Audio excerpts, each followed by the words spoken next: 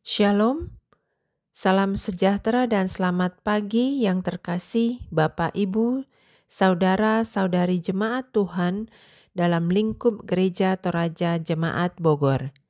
Kita bersyukur bahwa kasih sayang dan penyertaan Tuhan selalu nyata dan indah, dan kita diperkenankan boleh berada di akhir pekan ini.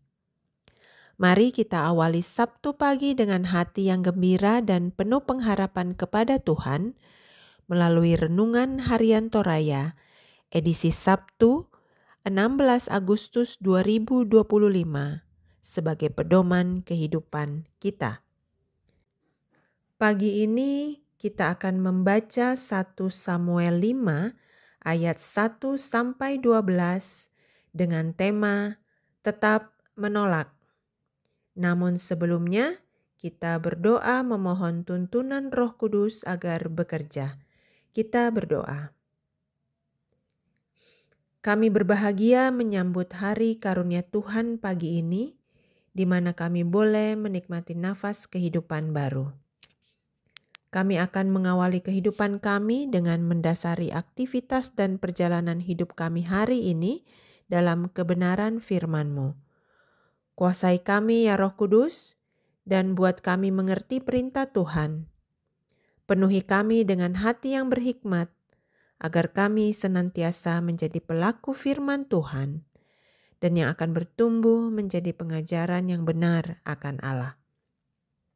Inilah doa kami Bapa, dalam nama Tuhan Yesus kami berdoa. 1 Samuel pasal 5 ayat 1 sampai 12 yang oleh Lembaga Alkitab Indonesia diberi judul Tabut Tuhan di Tanah Filistin. Firman Tuhan.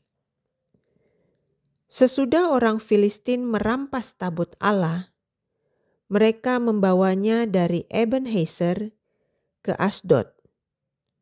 Orang Filistin mengambil tabut Allah itu dan membawanya ke kuil Dagon. Mereka menempatkannya di sisi Dagon. Ketika orang Asdod bangun pagi-pagi keesokan harinya, tampaklah Dagon jatuh dengan mukanya ke tanah di hadapan tabut Tuhan. Lalu mereka mengambil Dagon dan mengembalikannya ke tempatnya. Tetapi keesokan harinya, ketika mereka bangun pagi-pagi, tampaklah Dagon jatuh dengan muka ke tanah di hadapan tabut Tuhan. Kepala Dagon dan kedua telapak tangannya terpenggal dan terpelanting ke ambang pintu. Hanya badan Dagon yang tertinggal. Itulah sebabnya imam-imam Dagon dan semua orang yang memasuki kuil Dagon tidak menginjak ambang pintu kuil Dagon di Asdod sampai hari ini. Tangan Tuhan berat menekan orang Asdod dan menggentarkan mereka. Ia menulahi mereka dengan benjolan-benjolan, baik Asdod maupun daerahnya. Melihat hal yang demikian, orang Asdod berkata, "Tabut Allah Israel tidak boleh tinggal bersama kita, sebab tangannya keras menekan kita dan Dagon ilah kita." Sebab itu mereka mengirim orang kepada semua raja kota Filistin supaya berkumpul. Orang Asdod bertanya, "Apa yang harus kita lakukan dengan tabut Allah Israel?" Jawab raja-raja itu, "Tabut Allah Israel harus dipindahkan ke Gad." Lalu mereka memindahkan tabut Allah Israel itu ke sana. Tetapi setelah mereka memindahkannya, tangan Tuhan juga mendatangkan kegemparan yang sangat besar atas kota itu. Ia menghajar orang-orang kota itu, timbul benjolan-benjolan pada mereka, dari anak-anak sampai orang dewasa. Lalu mereka mengantarkan tabut Allah itu ke Ekron. Setibanya tabut Allah di Ekron, orang Ekron berteriak, Mereka memindahkan tabut Allah Israel kepada kita untuk membinasakan kita dan bangsa kita. Sebab itu mereka mengirim orang kepada semua raja kota Filistin supaya berkumpul. Mereka berkata, "Antarkanlah tabut Allah Israel kembali ke tempatnya, agar tidak membinasakan kita dan bangsa kita." Terjadilah kegemparan maut di seluruh kota itu. Di sana tangan Allah sangat berat menekan. Orang-orang yang tidak mati ditulahi dengan benjolan-benjolan, dan jeritan kota itu naik ke langit. Demikian firman Tuhan pagi hari ini. Tontong mengkailing atau tetap menolak adalah tema kita hari ini.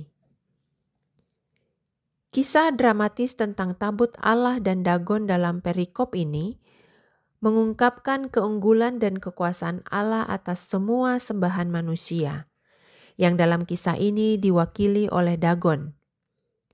Dalam agama orang Kanaan, Dagon adalah ayah dari dewa Baal. Orang Filistin berpikir dan percaya bahwa kemenangan mereka atas Israel adalah kemenangan Dagon atas Allah orang Israel, yang ditandai juga dengan direbutnya tabut Allah.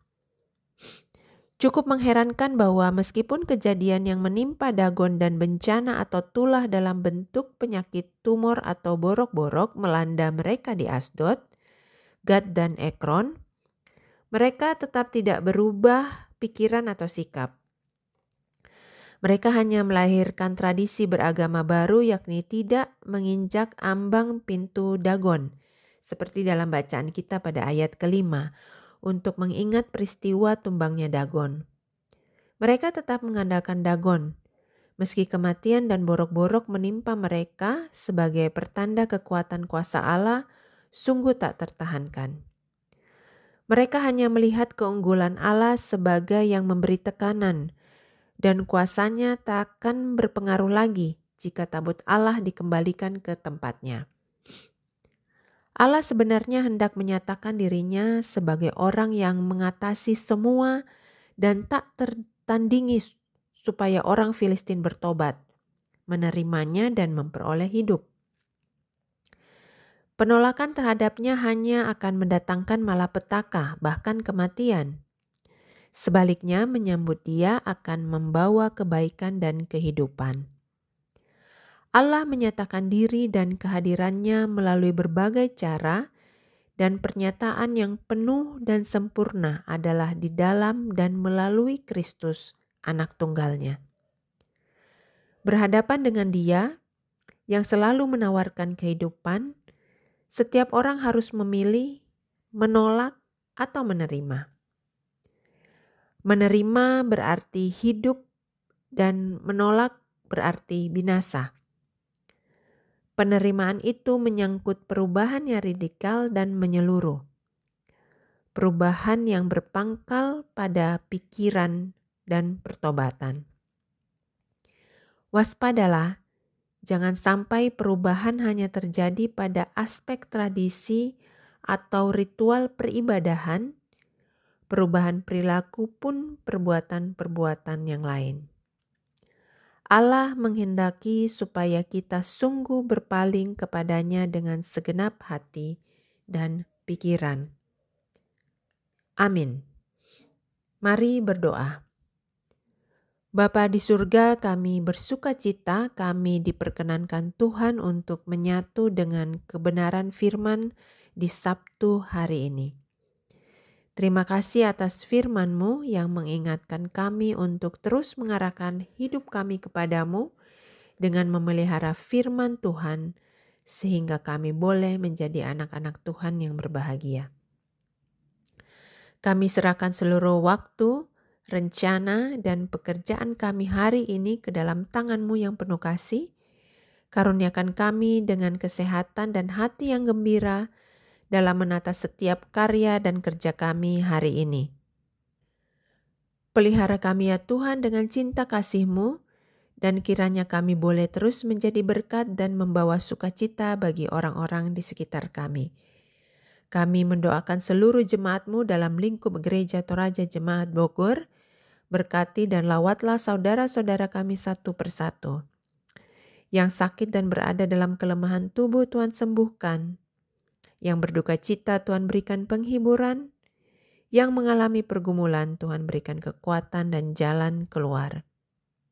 Pun yang bersuka cita karena pertambahan usia perkawinan, pertambahan berkat Tuhan berkati dan genapi sukacita mereka dengan senantiasa bersyukur.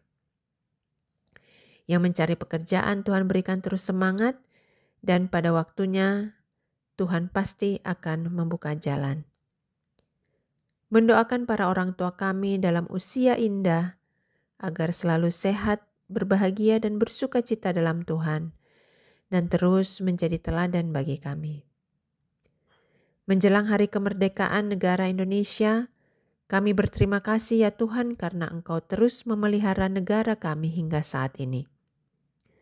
Kami berdoa agar Engkau memulihkan negara kami dari berbagai tantangan, kemiskinan, korupsi, ketidakadilan, perpecahan, dan segala bentuk kejahatan. Tanamkan nilai persatuan, toleransi dan kasih di antara seluruh rakyat Indonesia. Dan pakailah bangsa kami untuk menjadi berkat bagi dunia. Inilah syukur dan doa pengharapan kami yang kami alaskan hanya di dalam nama Tuhan kami Yesus Kristus yang adalah juru selamat kami yang hidup. Amin. Demikian renungan pagi hari ini. Terpujilah Kristus karena kasih yang luar biasa senantiasa akan menyertai kita. Marilah kita serahkan seluruh kehidupan kita sepanjang hari ini untuk Tuhan pelihara dengan cinta kasih-Nya, agar kita mampu hidup berkenan di hadapan-Nya melalui setiap karya kita. Selamat beraktivitas, dan kita berjumpa dalam renungan harian Toraya berikutnya. Tuhan Yesus memberkati, selamat pagi, Shalom.